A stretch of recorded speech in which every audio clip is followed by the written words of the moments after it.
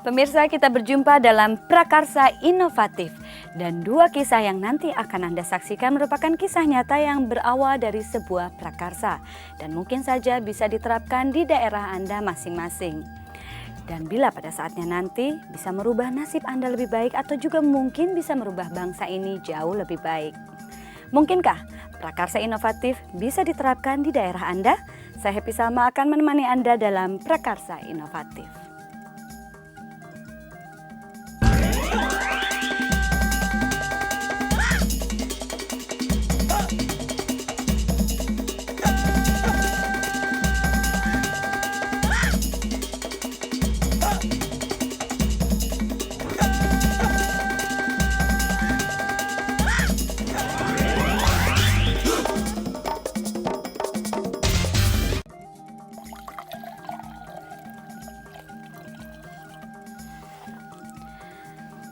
Pemirsa, sering sekali kita melupakan betapa pentingnya keberadaan air dalam kehidupan kita. Dan kita sering sekali berbuat kegiatan sehari-hari yang berdampak negatif untuk keberadaan sumber daya alam yang sangat penting ini. Nah, dalam prakarsa inovatif yang berikut ini, kita akan melihat betapa pentingnya keberadaan air tersebut dan terus terang saja, prakarsa inovatif ini akan membuat Anda malu.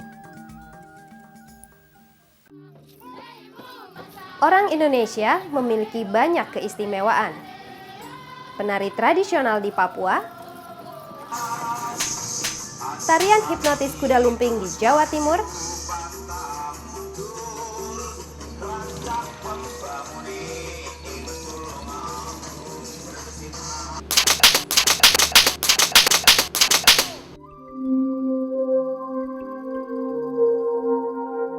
dukun yang banyak terdapat di seluruh Indonesia.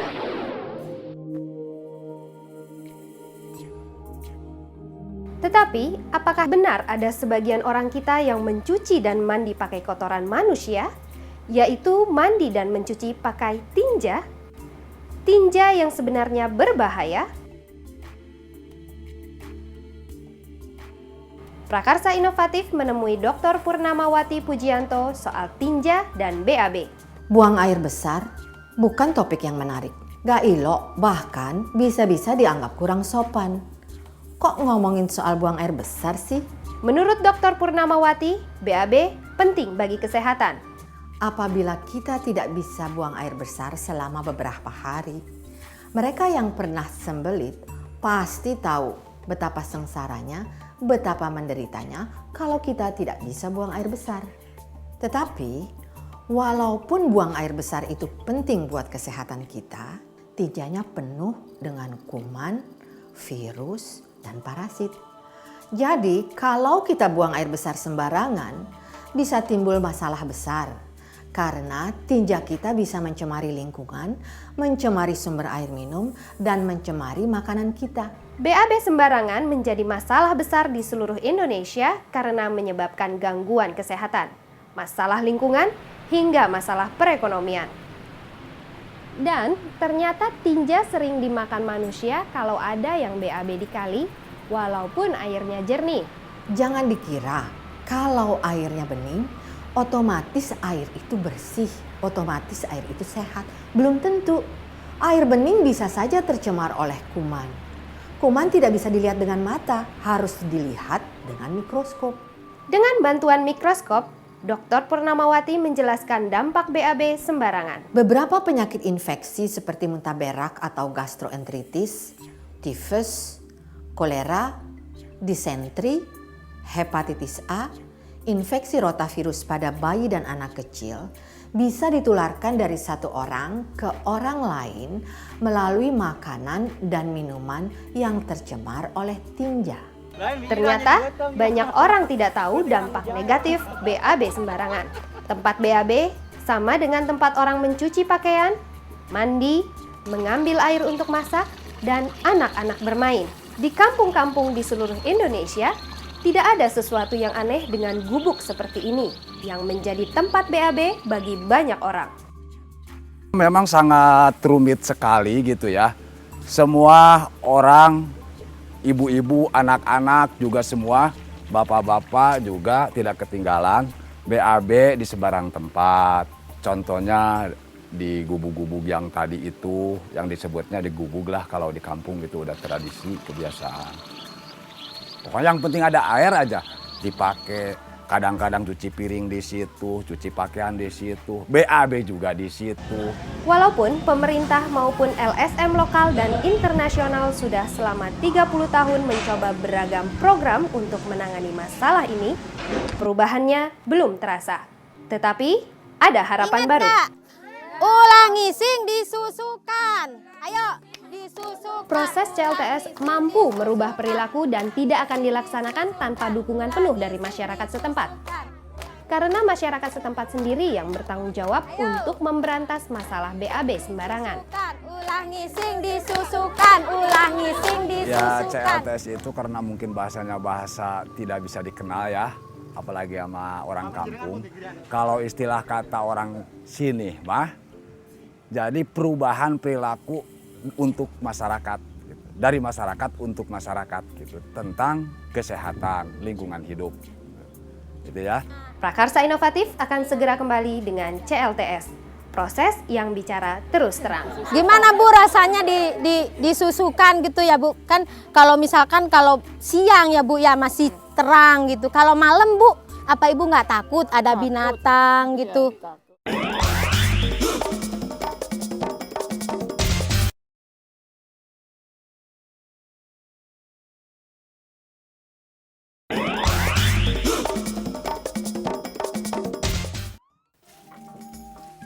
Pemirsa, dalam menyampaikan tujuannya, proses ini memang bertolak belakang sedikit dengan kebudayaan kita, yaitu membuat orang merasa malu.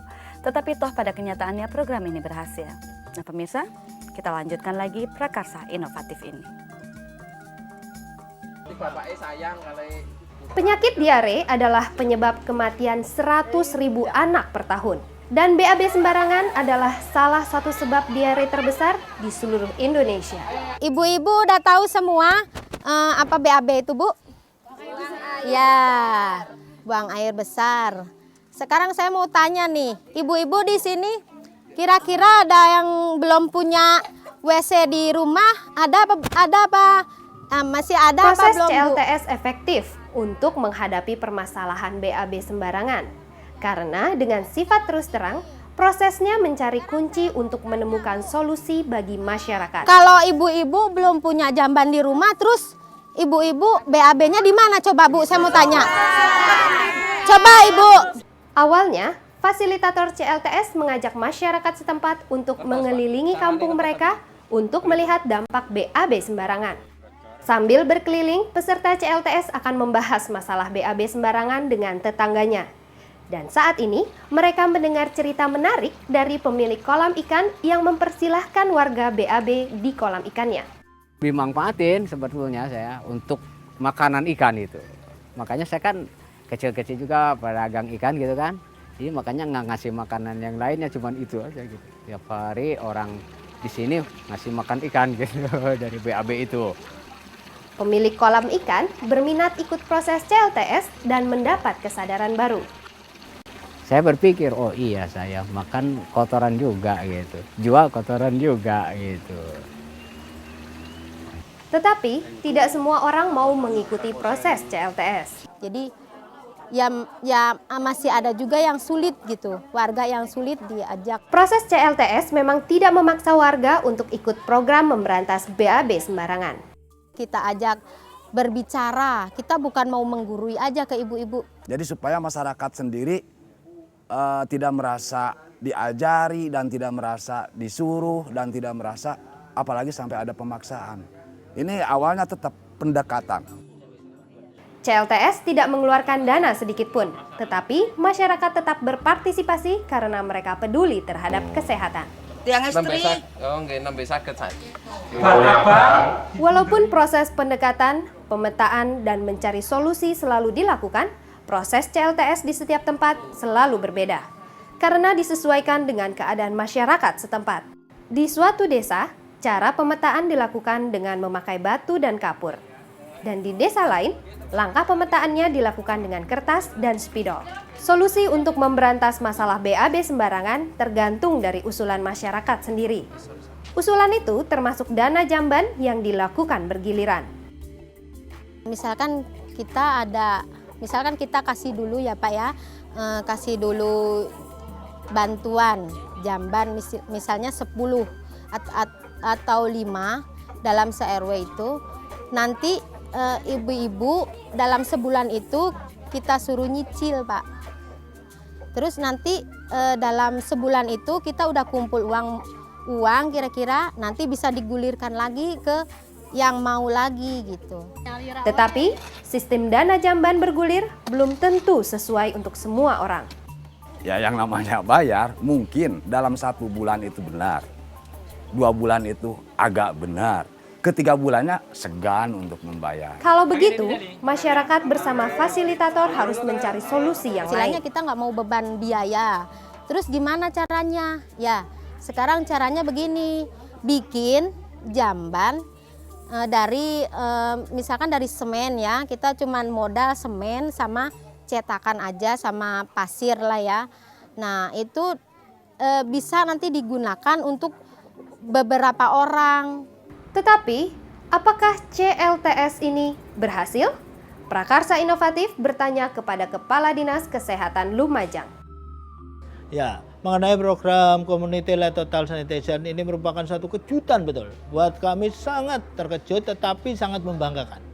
Mengapa? Karena program ini adalah program pemberdayaan agar masyarakat itu memiliki jamban yang sehat dan menggunakan jamban yang sehat, dan itu betul-betul swadaya masyarakat.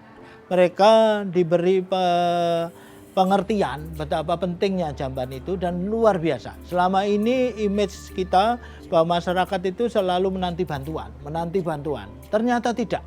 Dengan mereka mengerti kepentingannya, maka mereka mau. Terbukti bahwa pada satu desa itu dalam waktu 18 hari, yaitu Desa Kenongo, itu bisa 100% memiliki jamban. Pemirsa, prakarsa inovatif ini telah sukses di beberapa daerah. Tetapi ternyata banyak juga orang yang masih buang air kecil dan buang air besar sembarangan. Dan itu menandakan masih banyak orang di negeri ini yang mandi dari kotoran. Dan pemirsa, jika Anda melihat ini terjadi di lingkungan Anda, apakah Anda sudah siap untuk mengambil langkah? Nah, jangan kemana-mana, tetap di Prakarsa Inovatif.